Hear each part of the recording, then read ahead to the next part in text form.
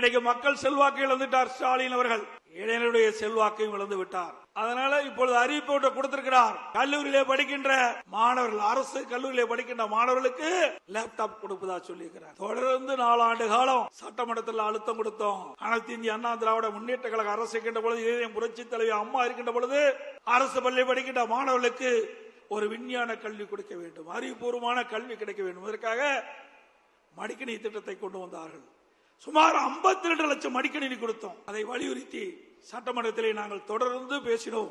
சட்டமன்ற உறுப்பினர்களும் பேசினார்கள். தொடர்ந்து பத்திரிகையின் வாயிலாக, ஊடகங்களின் வாயிலாக நம்முடைய கருத்தை தெரிவித்தோம். அப்பொழுதெல்லாம் ஸ்டாலின் இந்த திட்டத்தை கொண்டு வருவதற்கு உடன்படல.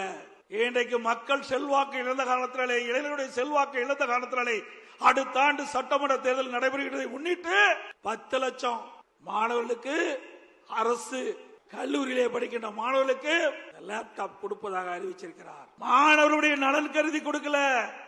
அடுத்த ஆண்டு நடைபெறுகின்ற சட்டமன்ற பொதுத் தேர்தலில் அந்த இளைஞர்களுடைய வாக்கு கிடைக்க என்பதற்காக இந்த 10 லட்சம் லேப்டாப் கொடுக்குறீங்க. இந்த கல்லூரி திறப்பதற்கு முன்பே கொடுத்திருந்தா அவளுக்கு பயனுள்ளதா இருந்திருக்கும். ஆனா கல்லூரி திறந்து 5 மாதம் கழித்து இப்ப கொடுக்குறீங்க.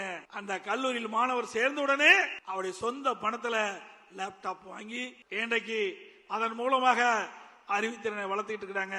இந்த லேப்டாப் கொடுப்பதனால என்ன பயன்? எண்ணி பாருங்க.